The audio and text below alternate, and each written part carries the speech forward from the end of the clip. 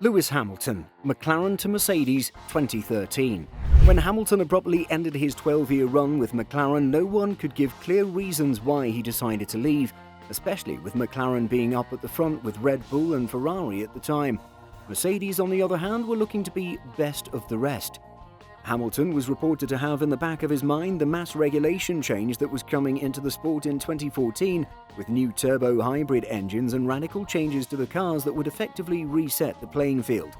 It's said that he was banking on Mercedes coming out of the blocks quickly with their new cars.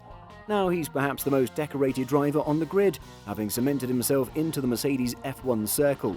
You cannot think of Mercedes without thinking of Hamilton. Michael Schumacher, Benetton to Ferrari, 1996. Like Hamilton, the timing of Schumacher's move seemed bizarre.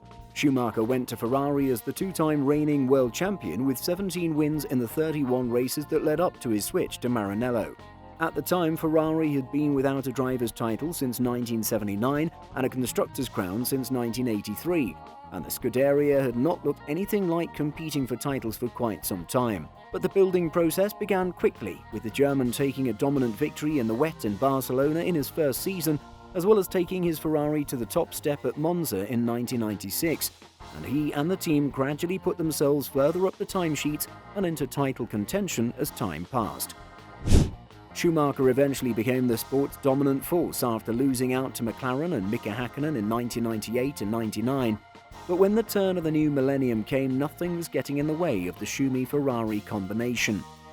5 titles in a row, only finishing off the podium twice between 2000 and 2002 when he didn't retire, winning 13 times in 2004 and setting new benchmarks in the process, which only Hamilton has gone on to top. Ayrton Senna, Lotus to McLaren in 1988.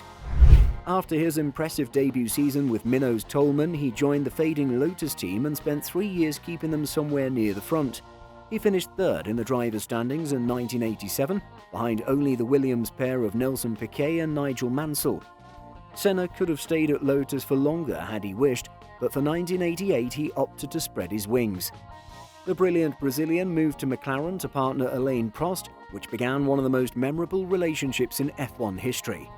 Senna started on pole for the first 6 races of his McLaren career and edged out Prost in their first season together to take his first world championship. He lost out to the Frenchman in 1989, and by the end of that year the relationship between the two men had fallen apart. In 6 years with McLaren, Senna won 35 races, took 45 pole positions and stood on the podium 55 times, cementing his position in the history books as an all-time great in terms of both talent and results. Meanwhile, Lotus gradually fades into nothing. Sebastian Vettel, BMW to Toro Rosso in 2008. Sebastian Vettel joined the Red Bull Junior team as an 11-year-old kart racer in 1998, but as his career progressed, he attracted the support of another giant corporation.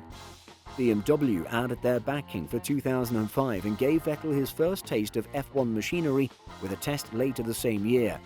He became BMW Sauber's primary test driver in 2006, taking part in a number of Friday practice sessions, and in 2007 he made his racing debut for the team at the United States Grand Prix, bagging a point for finishing 8th.